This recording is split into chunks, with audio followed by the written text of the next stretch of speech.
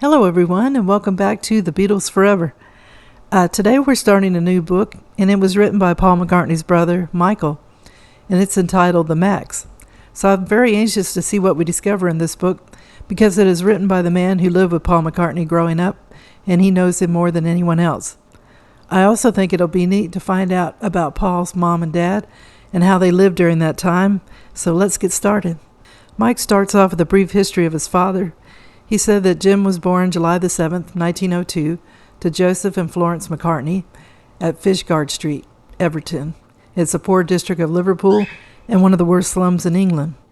He was named James McCartney, and he was christened in the Church of England, and he became agnostic during his life. He was brought up with 9 kids, 7 of whom lived. When he was 10, he fell off an alley wall and broke his right eardrum, and this made him position his furniture with his left ear in the majority of the room.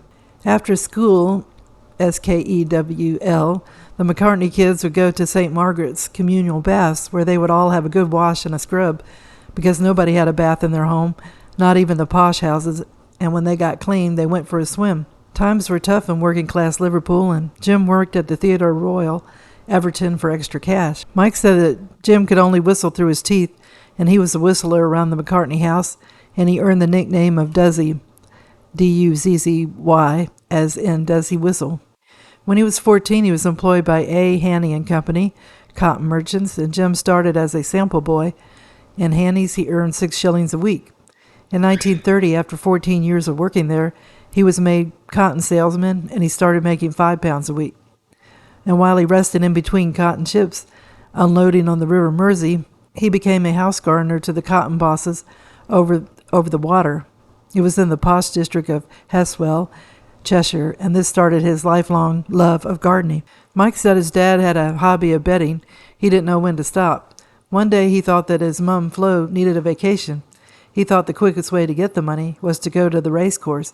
It didn't go as planned. He ended up in serious debt to the bookies and was hauled before Mr. Haney at work. He said, "Well, lad, you're really in hot water this time." And Jim said, "Yes, sir."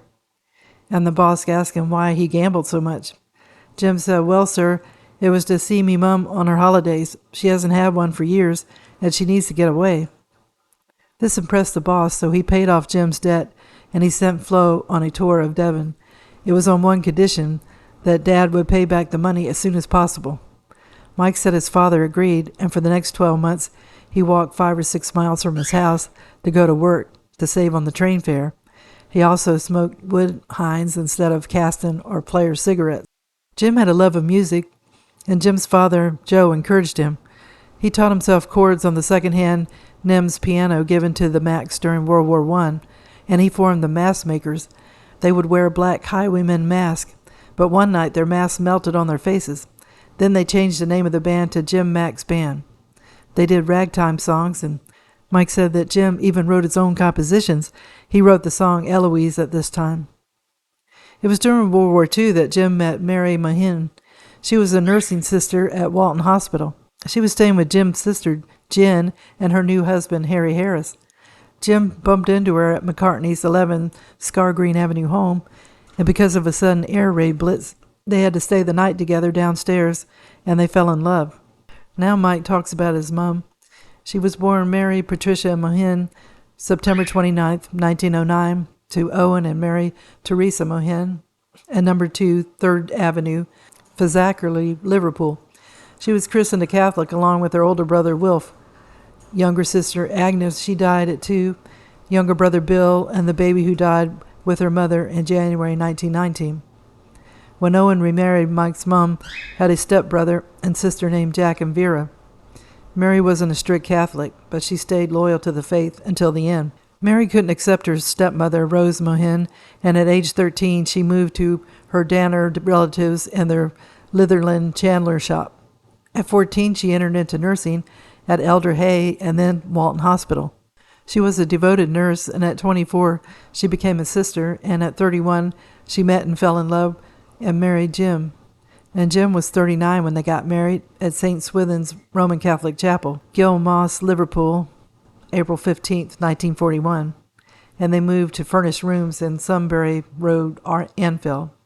Jim didn't have to serve in World War II because of his grade C ear, but he became an automatic setter's lathe turner in Napier's aircraft factory during the day and a firefighter at night.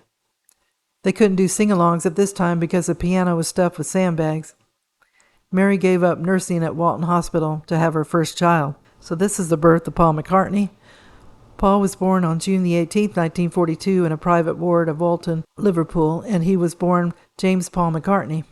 Where Jim worked at Napier's, it was an Air Force, and Jim got a small house for himself, Mother Mary and child, at 92 Broadway, Walsey, away from the bombs for a while. Mike said he was born 18 months later, and he was born in Liverpool, January the 7th, 1944, at Walton. He was named Peter Michael McCartney. They had gone home, but Mary had to go back to the hospital with meniscus, a disease affecting the breast. Now Mike talks about his mom and dad. He said if it's true that we all choose our parents before we are born, he reckoned that he and Paul made a good choice with Jim and Mary. They were all and more that parents could be. Mike said his dad was a man of his word, proud, hard-working, less serious than his mom, just and loving but stern when the need arose. He said his dad gave them plenty of love when they were kids and tried to give more towards the end of his life, but the constant pain of arthritis made it hard for love to shine through. His mom was the affection giver. Dad's chosen role was the arbitrator. He said that Jim had the last word and his mom would give the warning, "Look out, you two, or you'll get a smack bottom from your father." Mike said his dad had a subtle, underground, bubbly sort of fun that could explode at any second. Mike's memory of Jim. Mike said that when they were boys, his father would give him and Paul piggyback rides around the house. He would smoke the Havana cigar they bought him every Christmas. He would roll it in his fingers to feel the leaf. He would clip it with a cigar cutter, spit out the end into the hearth, and then light it up until the smoke filled the house. He would race them to the bus stop. That meant giant strides, not running, and he would beat them, of course. He taught them to deep breathe, in through the nose, hold, out through the mouth to be repeated. He would shout quiet for the football results each Saturday afternoon, just like his dad Joe did. He would strap his bicycle clips on before taking Paul and Mike on long country bike rides. He took them around the Liverpool Speak estate with bucket and shovel to hunt for horse manure to spread over his beloved garden. And Jim would play the piano, cross-handed, one hand over the other, with joy in his heart. He did crosswords every day, and if Mike and Paul helped but didn't know a word, he'd say, "Look it up in the dictionary." And Mike said that explained his love of words, any words. He would let them smell his fingers after crushing the flowers of his favorite dried-out lavender into an ashtray and then set fire to it, allowing the smell to meander through the house. He would rub his stubby chin against their smooth cheeks and blow raspberries against their skin. He would take them to the barber's in Penny Lane. He showed them how to press their trousers under the mattress to get a good crease in them. Later on, he taught them how to drink in pubs underage, and he gave them money to get around in. He taught them to make marvelous custard, rice puddings, and Yorkshire pudding, and he was proud of it all. And then he remembered poor quadruple four-finger measures of neat alcohol for each and every guest.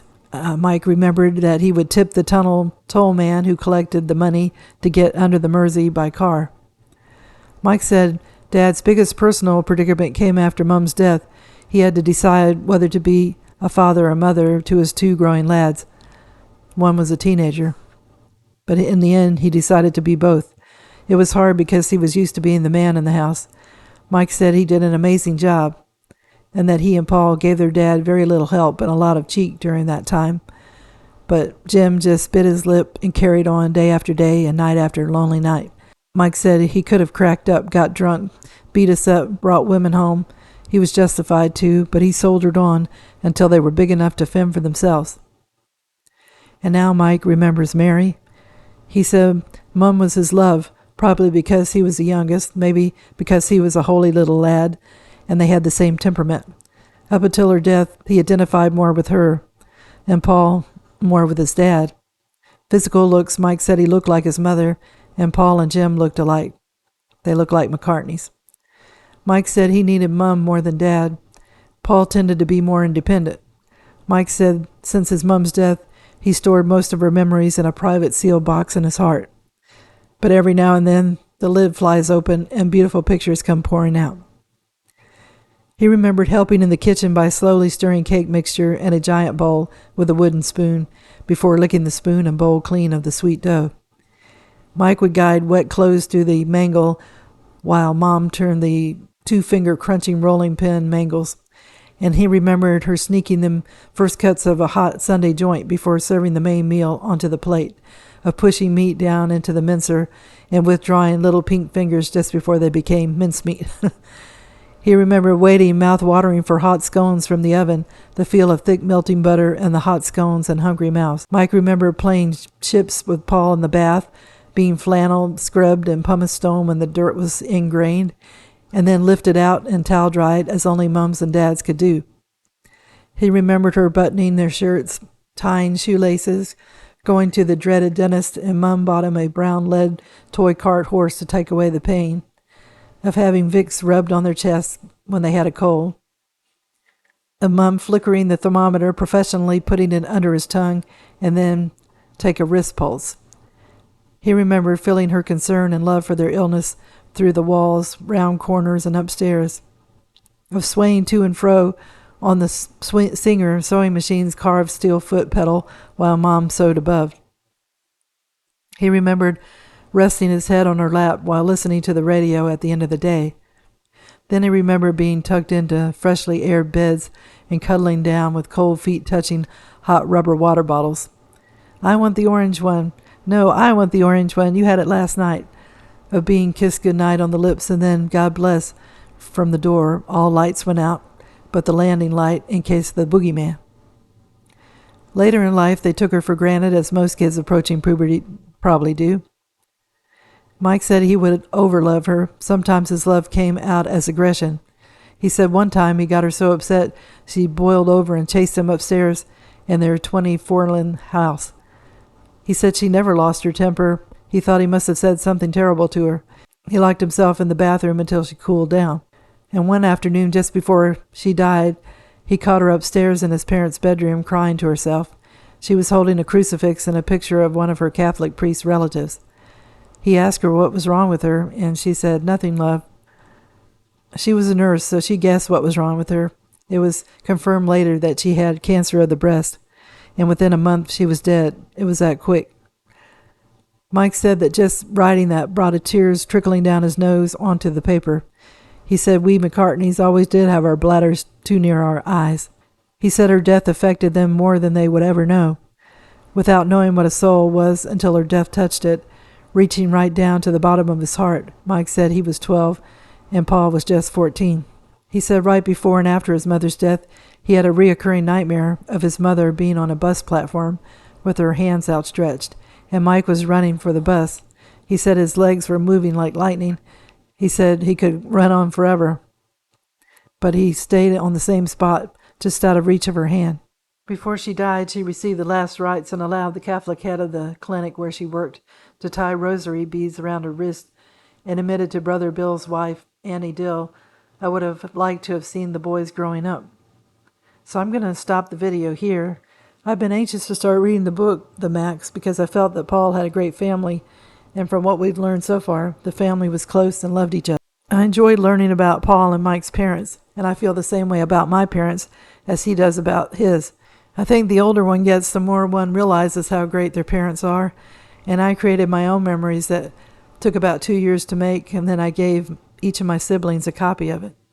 So Mike's parents were parents later in life, and they did a great job raising them. I can't wait to see what Paul and Mike will be up to in the next episode. I hope everybody enjoyed the video, and if you did, if you could give it a thumbs up, it would help my channel to grow. And I appreciate all the support you viewers have given to me. It means a lot. I recently started a list of merchandise from Amazon that I thought you might be interested in.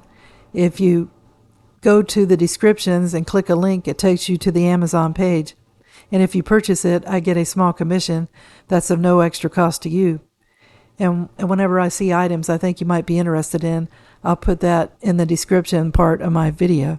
So I hope everybody's been having a good day, and tune in again soon for another episode of the Beatles Forever. Thank you. Bye.